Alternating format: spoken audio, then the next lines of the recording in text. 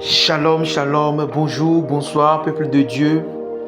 Soyez bénis, soyez bénis. Que la grâce de Dieu soit sur vous depuis vos positions respectives. Partout où tu me reçois, je prie que le Seigneur te visite là où tu es.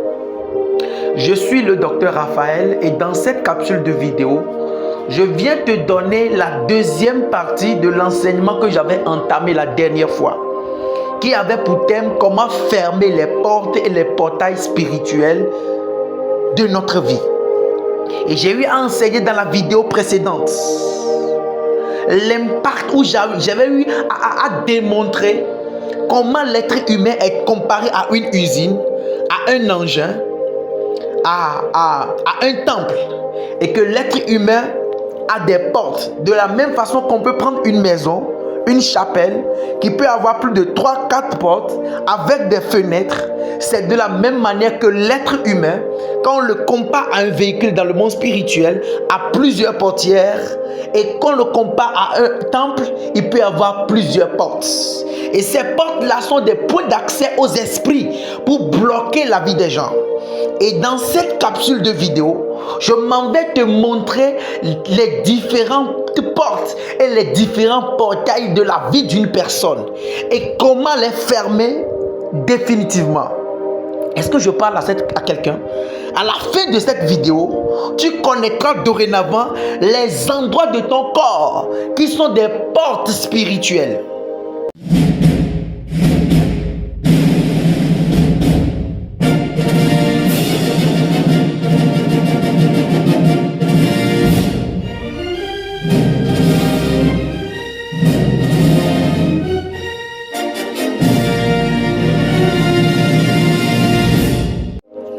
De retour sur la page YouTube, si c'est ta première fois de tomber sur l'une de mes vidéos, je te demande premièrement de t'abonner en cliquant sur le bouton rouge s'abonner. Deuxième chose, parcourir toutes les vidéos que j'ai déjà faites. Il y a de bonnes choses qui te seront très bénéfiques. Amen. Parcours, fouille les vidéos, fouille la chaîne. Il y a des enseignements, des prières, des connaissances spirituelles qui te seront très utiles. Amen. Et si cette vidéo t'intéresse, mets un pouce bleu et mets un commentaire. Et surtout, il faut partager cette vidéo massivement. Amen. Tous ceux qui vont partager cette vidéo, Dieu vous voit et Dieu vous le récompensera. Amen. Alors, le texte de base que j'avais utilisé la dernière fois, c'était tiré dans le livre de 1 Corinthiens chapitre 6, le verset 19. Où la Bible déclare, où l'apôtre Paul écrit aux Corinthiens en disant ceci. Ne savez-vous pas que votre corps est le temple du Saint-Esprit qui est en vous et que vous avez reçu de Dieu et que vous ne vous appartenez point à vous-même? Car le verset 20, car vous avez été retranchés à un grand prix, glorifiez donc Dieu dans votre corps et dans votre esprit qui appartiennent à Dieu. Amen. Dans le verset 19, l'apôtre Paul est en train de comparer, le peuple de Dieu est en train de nous comparer à un temple. Amen. S'il est en train de dire que nous ressemblons ou nous sommes le temple du Saint-Esprit, j'avais expliqué la dernière fois que l'être humain peut être représenté dans le monde spirituel comme étant un véhicule. Et j'ai donné l'exemple du fou de Gadara. Amen. Et l'être humain peut être comparé à un temple. Ce que l'apôtre Paul nous dit dans 1 Corinthiens 6, verset 19. Et j'ai dit que l'être humain, dans la dimension de l'onction, peut être comparé, d'accord, à un téléphone. L'être humain peut être représenté dans le monde spirituel comme étant une usine à l'intérieur dans laquelle travaillent beaucoup de personnes. Quand je te donne un exemple qui va te faire comprendre que l'être humain peut être effectivement représenté par ces choses que je suis en train de dire. Quand nous prenons le corps humain, nous mangeons, nous faisons entrer. Écoutez-moi bien, quand on rentre dans une usine, on fait entrer la matière première. Et cette matière première qui rentre dans l'usine est transformée par des ouvriers et des machines. Et à l'issue de cela, sort maintenant un produit fini. Quand nous faisons rentrer par exemple le café, le cacao dans une entreprise industrielle, Est-ce que je parle à quelqu'un? Quand nous faisons rentrer le café cacao dans une entreprise industrielle et que cela a été manufacturé par des ouvriers et des machines, à l'issue de cette transformation, nous ressortons avec des bûchettes de chocolat, nous ressortons avec des biscuits, nous ressortons avec des chocolats qui sont déjà prêts à être conçus, à être consommés. Je parle à quelqu'un. La même façon que l'être humain, pour vivre sur la terre, dans le commun, c'est-à-dire au milieu du commun des mortels, il arrive des fois que l'être humain ait faim. Et lorsqu'il a faim, il prend un produit fini, d'accord, qu'il met dans son organisme. Et les organes qui sont à l'intérieur de l'être humain, ces organes-là travaillent et filtrent, d'accord, ce qui est entré. Et les éléments vitaux, d'accord, les vitamines, les éléments nutritifs dont le sang a besoin, le sang a besoin pour apporter au foie, aux organes, aux poumons, à l'œil et à tout cela. Et dans le corps de l'être humain, il y a le sang qui est l'ouvrier, qui transporte maintenant les éléments nutritifs de chaque organe. Je suis en train de faire la bio comme ça. Comment est-ce qu'on dit ça? Je suis en train de faire la biologie comme ça. Écoute-moi bien. Je vais te faire comprendre quelque chose. C'est pour ça que je prends ces exemples. Et tu vas voir que quand nous prenons le corps humain comme étant une usine, il y a un ouvrier qu'on appelle le sang. Et que lorsque d'autres organes ont fini d'extraire les nourritures, les éléments nutritifs de chaque organe, il y a maintenant le sang qui se charge de prendre pour le cœur, lui amener, le prendre pour les poumons, leur amener, le prendre pour l'œil, lui amener. Et chaque organe, le sang s'assure de pouvoir lui apporter son élément nutritif. Et lorsque l'aliment entre dans notre corps, quand ça rentre dans l'intestin, quand ça rentre dans le ventre, il y a des organes qui s'assurent de pouvoir retirer pour chaque. Et ces organes-là constituent les ouvriers. Et à la fin de ça, quand tu vas aux toilettes, il y a les déchets qui sortent. Alors sur cette base, l'être humain peut être comparé à une usine. Je te donne cet exemple pour que tu puisses comprendre que ce que je veux t'expliquer n'est pas un truc folklorique. Que tu saches que, comme il est écrit dans Hébreux 11, verset 3, c'est pas la foi que nous croyons que les choses visibles ont été tirées des choses invisibles. Je paraphrase. Je parle à quelqu'un. Alors, si le corps de l'être humain peut être comparé à une usine, ça veut dire que dans le corps d'une personne, il y a les ouvriers qui font leur entrée. Les machines qui font leur entrée. Ce qui veut dire que le corps de l'être humain a des portes. Et écoutez-moi bien, de la même façon quand nous prenons le corps comme étant une usine, lorsque le poison fait son entrée dans le corps, ça détruit tout le corps et la personne meurt. La porte d'accès du poison, c'est le ventre. Écoutez-moi bien, le poison ne rentre pas seulement que par la bouche. Le poison peut rentrer aussi par les narines. Exemple, les gaz neurotoxiques, les gaz radioactifs. Est-ce que je parle à quelqu'un? Et il y a tout le corps de l'être humain. Là où il y a les nerfs et veines, on peut mettre les piqûres pour injecter un poison à quelqu'un. On peut injecter dans le sang directement. Ça veut dire que même la peau, même les nerfs et veines, même il y a des choses qu'on peut, il y a des gaz radioactifs qui peuvent être déclenchés dans un environnement et les pores qui sont sur la peau, quand ça rentre dans la peau, tu peux avoir un cancer de peau. Et lorsque la peau n'arrive plus à respirer, tu peux mourir. Lorsque le sang ne va plus passer, tu peux mourir. Écoute-moi bien. Ne dis pas qu'est-ce qu'il raconte. Écoute-moi attentivement.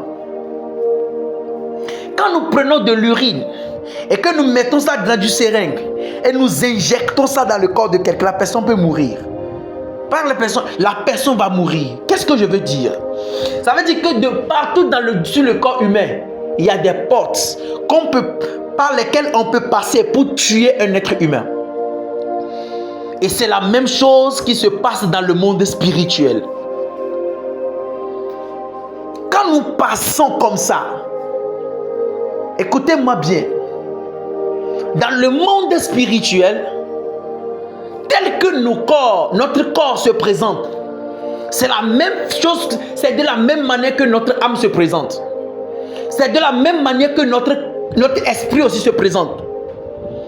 Tel que tu as une bouche physique pour manger, dans le monde spirituel, tu as aussi une bouche. Dans le monde spirituel, tu as aussi des oreilles. Dans le monde spirituel, tu as aussi des yeux. Dans le monde spirituel, tu as aussi un ventre.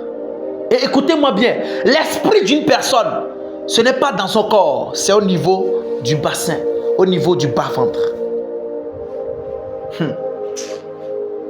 Je parle à quelqu'un. Maintenant, je vais te montrer.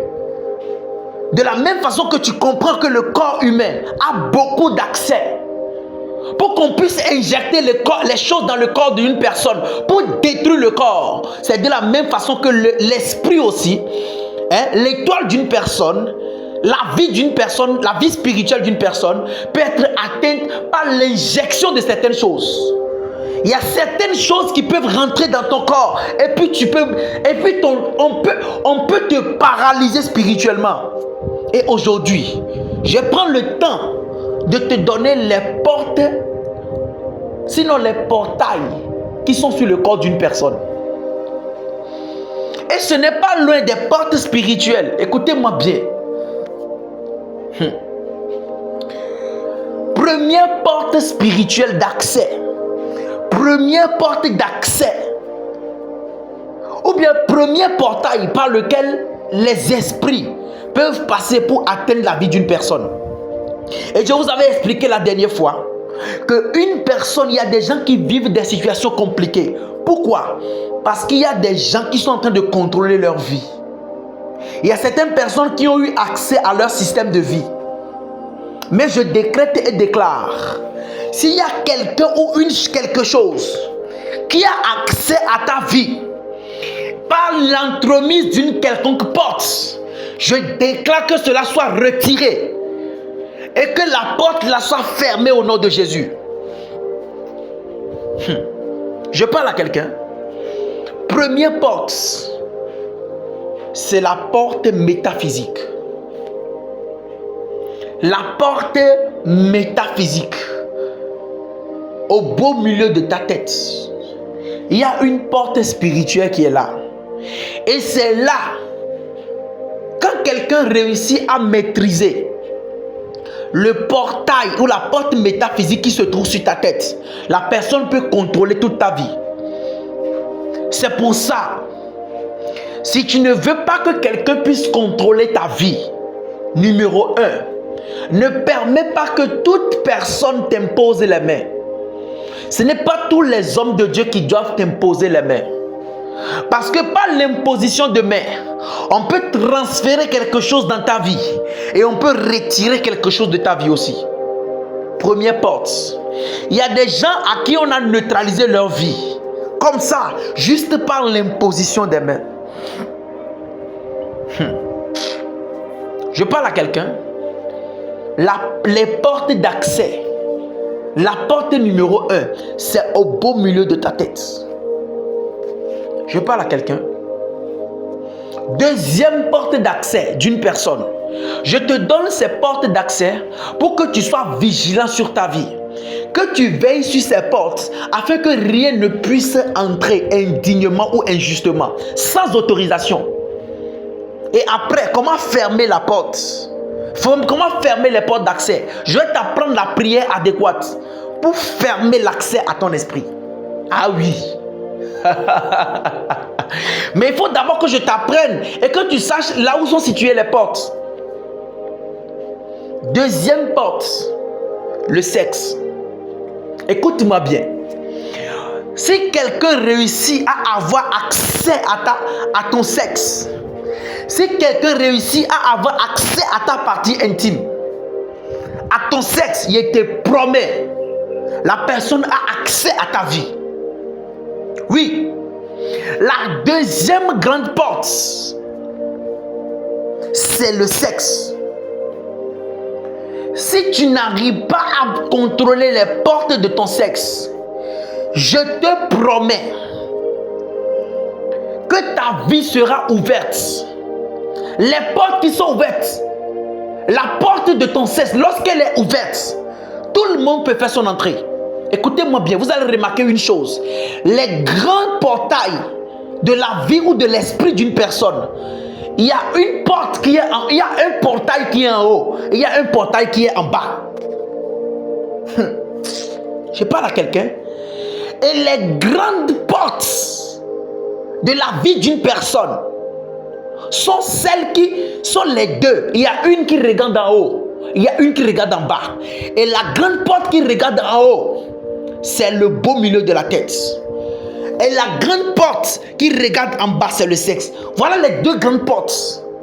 Si tu maîtrises ces deux portes, alors tu peux contrôler les autres facilement.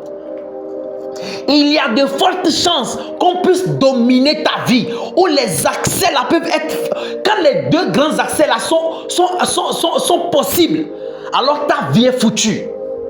Numéro 1, contrôle la porte de ta tête, la porte métaphysique de ta tête. Je vous ai dit, c'est pour ça que quand un enfant vient au monde, cette porte-là n'est pas premièrement fermée. Et vous allez remarquer aussi qu'un enfant qui vient au monde, ici en Afrique, il y a deux grands endroits que nos mamans prennent suffisamment soin de pouvoir fermer. La porte de la tête. Vous allez voir qu'on prend de l'eau chaude, on prend des choses pour masser la tête, afin que la porte de la tête métaphysique soit fermée. Et vous allez voir qu'au niveau du sexe aussi, on prend de l'eau chaude pour pouvoir bien maîtriser, pour pouvoir comment dire, bien entretenir le sexe. Prenez le temps et puis remarquez.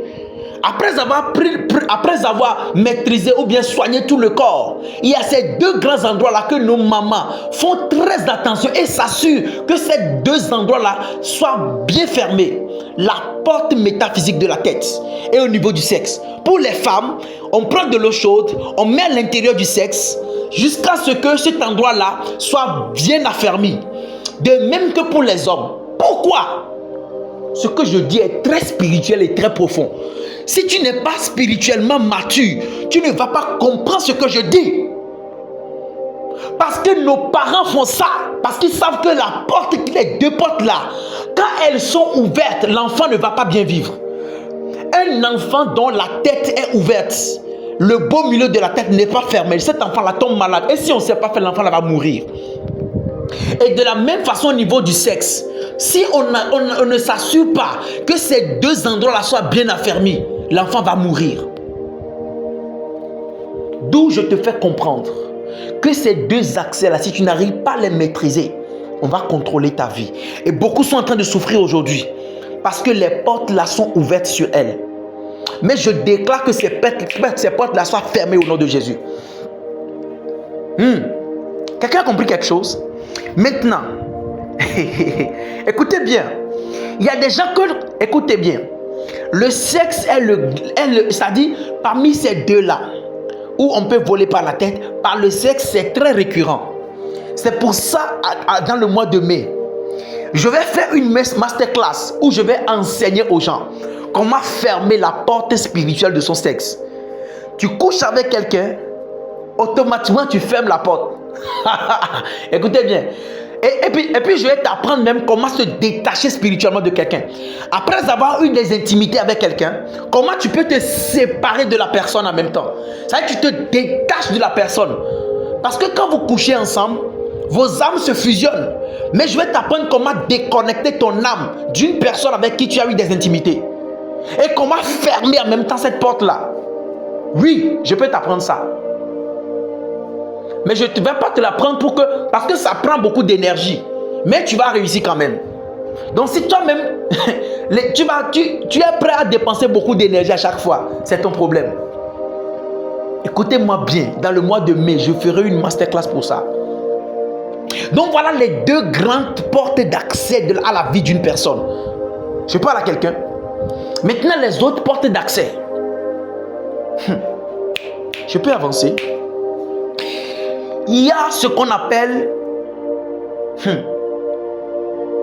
Il y a les mains qui sont des portes d'accès d'une personne. Écoutez-moi bien. Tu peux serrer la main à quelqu'un et la personne peut retirer de ta main quelque chose. Le temps ne me permettra pas. Je pense que je vais faire, je vais lister les autres portes d'accès et dans une prochaine vidéo, je vais donner plus d'explications sur cela. Et là, je vais vous apprendre la prière, d'accord, pour fermer les portes d'accès. Donc, très rapidement, il y a les paumes de main qui sont les portes d'accès à la vie d'une personne. Je t'explique. Écoute-moi bien. Tu vas voir qu'il y a des personnes qui pratiquent la cartomancie, c'est-à-dire ceux qui lisent les cartes.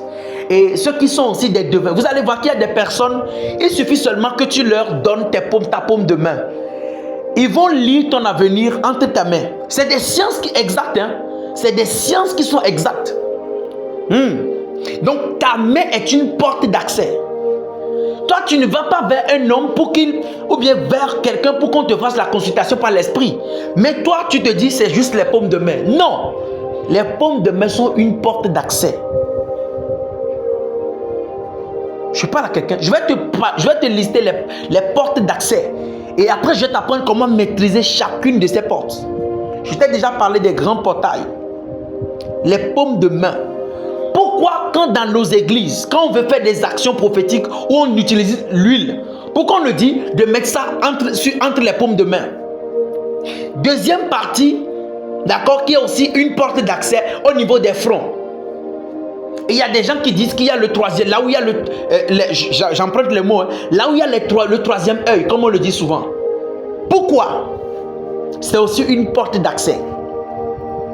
Troisième ou bien cinquième porte d'accès, la plante des pieds, c'est-à-dire les paumes de pied, les plantes des pieds, sont aussi une porte d'accès. Pourquoi quand on prend de l'huile, on met sur les fonds, on met sur la tête, on met au niveau du front, ou bien même les églises catholiques, ils font la croix au niveau du front, au niveau du cœur, au niveau de la bouche. Pourquoi quand on prend de l'huile, on met l'huile sur la tête, au beau milieu de la tête, là où il y a la porte, au niveau du front, entre les paumes de main et sur la plante des pieds, dans la paume des pieds? Pourquoi? Ce sont des portes d'accès. Je parle à quelqu'un.